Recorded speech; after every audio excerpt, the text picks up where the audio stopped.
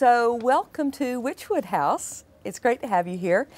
So what do you think, what are your impressions of London 2012? You always hear about, stoic London and being that new and old culture mixed together perfectly. And it's cool to see how the Olympic Games and Paralympic Games are incorporating that sense of culture within their building and, that whole eco and legacy style of event. Because London is a legacy, yet they have the whole new culture stuff brought in. And so they're just trying to add more to it.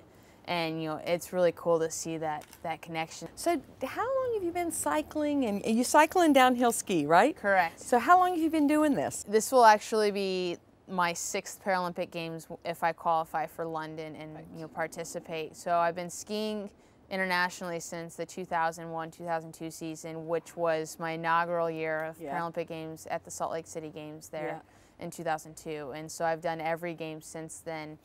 With Athens, Torino, Beijing, Vancouver. Now, how'd you get started on this? Is there somebody in there that inspired you to go down this path? It was, no, I can't say someone in particular inspired me to do the Paralympic path. It was more kind of just that snowball that, started when I was young with my mom introducing me to skiing as living in Colorado. Right.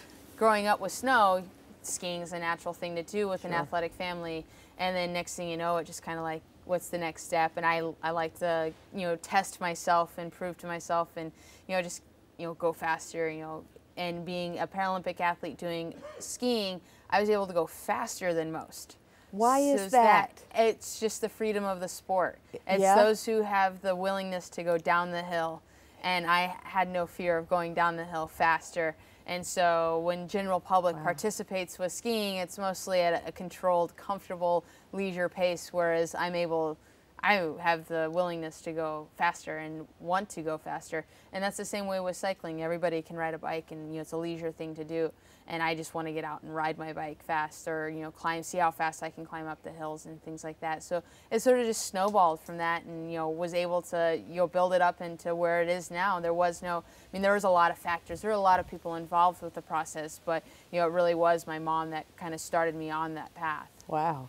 So do you have like a favorite moment in all your sporting that when you think about, all the training was worth it when? And it'll be weird because out of all the events and all the games that I've done, my actual one shock and true awe moment was graduating the University of Denver with a mechanical engineering degree, because it was more the summation of doing both sports at the same time while doing the degree. So I didn't stop the sports. There were a couple of times where I'd take a quarter off of sports so I can concentrate on school, but then I jumped straight back into the sports.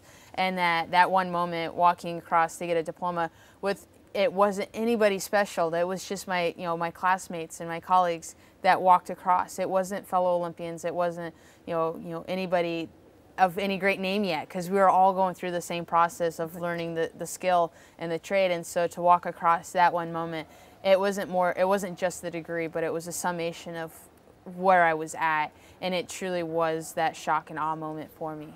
What do you think sports contribute to society?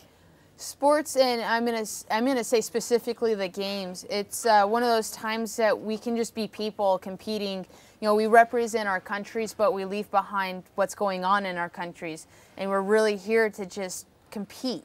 And politics aside, and religion aside, and anything that really would influence you otherwise, you put aside, and it really is about that one moment competing at the games, and being able to do that. And in society, everybody wants to get to that sort of utopia event where you can just be people enjoying an event, and you'll get, that's the Olympics, is you'll get your top elite athletes, but you also get those small countries that usually don't get the big name press and don't get to see and compete at that same elite level, and you get to combine all that, and you get to be equals for that moment in time. Oh, that's great. Yeah, the unifying spirit of the Olympic Games.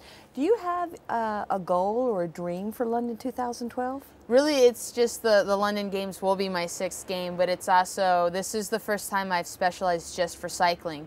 Okay. Usually I bounce between the two sports each season, but this time I said, I'm going to put the skis aside and just cycle. And so for the games, it really will be that true testament of what I can do just as a cyclist, and really, you know, what I'm capable of doing when I focus just on one event.